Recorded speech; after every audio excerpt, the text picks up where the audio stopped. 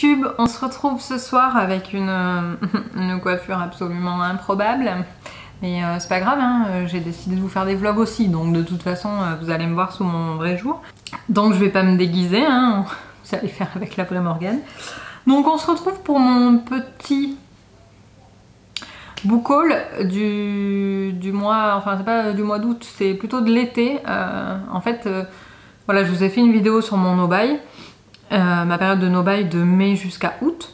Et en fait, après, j'ai acheté des bouquins et j'en ai acheté quelques-uns pendant le no-buy, même si c'était vraiment très peu.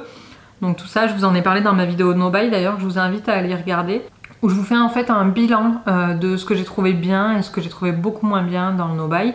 Donc voilà, j'essaie de vous partager mon expérience parce que ça a duré quand même de début mai jusqu'au 15 août. Donc c'était assez... c'était une bonne période, de quoi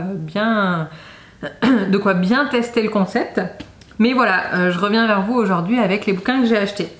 Donc dans un premier temps, vous l'avez vu dans un vlog, je sais plus quel mois c'était, je crois que c'était en juillet.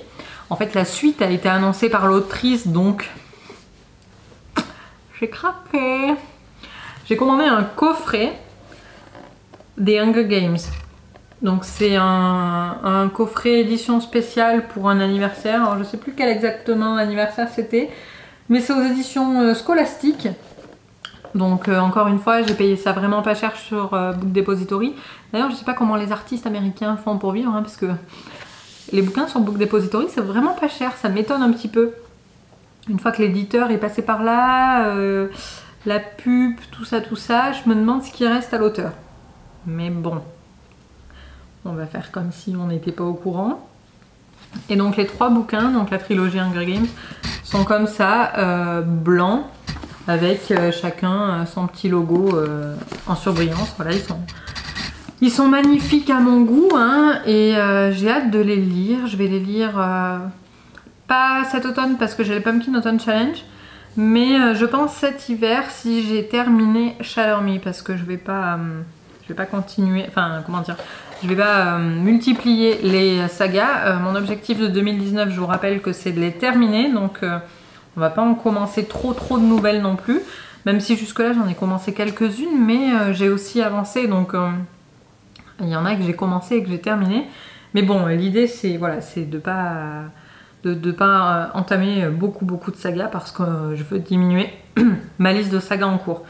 The Hunger Games, je vous le présente pas, je pense que tout le monde est au courant, moi j'ai déjà vu les films, mais de toute façon dans un book haul vous avez l'habitude, je vous présente très peu les livres parce que j'estime que c'est pas le lieu, je suis pas légitime dans le book haul pour vous présenter un bouquin parce que je ne l'ai pas encore lu, donc voilà.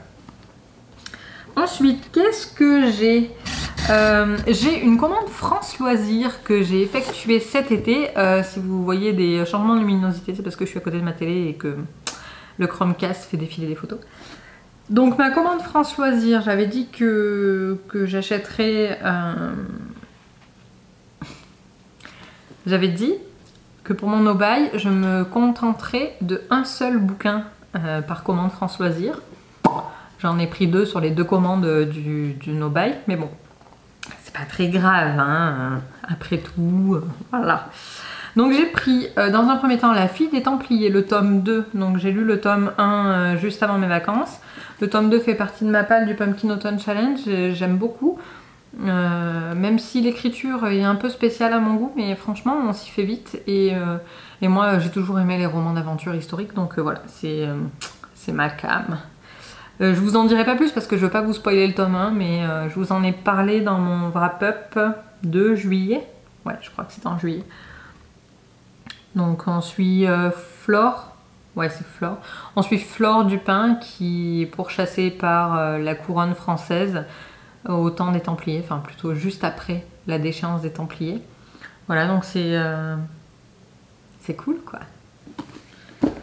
Sur cette même commande France Loisirs, j'ai pris un livre qui est un livre de développement personnel, hein, donc, parce que je vous en ai déjà parlé, je ne lis pas que de la fiction, j'ai aussi un peu de développement personnel, et donc j'ai commandé vous aussi, vous êtes chaman de Gérard Grenet.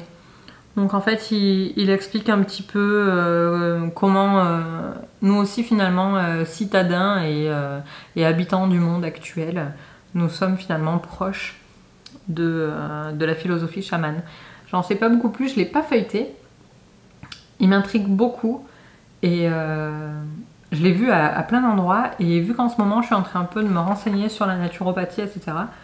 J'ai trouvé ça très à propos. Voilà, donc d'où ma commande. Je vous en donne des nouvelles dès que je l'aurai lu. Et donc grâce à ces 2 livres commandés chez France Loisirs, parce que France Loisirs, si vous ne connaissez pas, c'est certes une librairie, mais c'est aussi le moyen d'obtenir des livres gratuits en quelque sorte, parce qu'à chaque fois qu'on commande un livre qui est à prix club du club France Loisirs, on cumule des points sur notre carte de fidélité. Donc c'est à peu près 10 points par livre, même si de temps en temps il y a des offres spéciales avec plus de points. Et une fois qu'on a atteint les 100 points, on a un livre à prix club offert. Dans la limite de 40 € je crois le livre, ou 35, je sais plus. Mais bon, ça fait déjà un bon bouquin.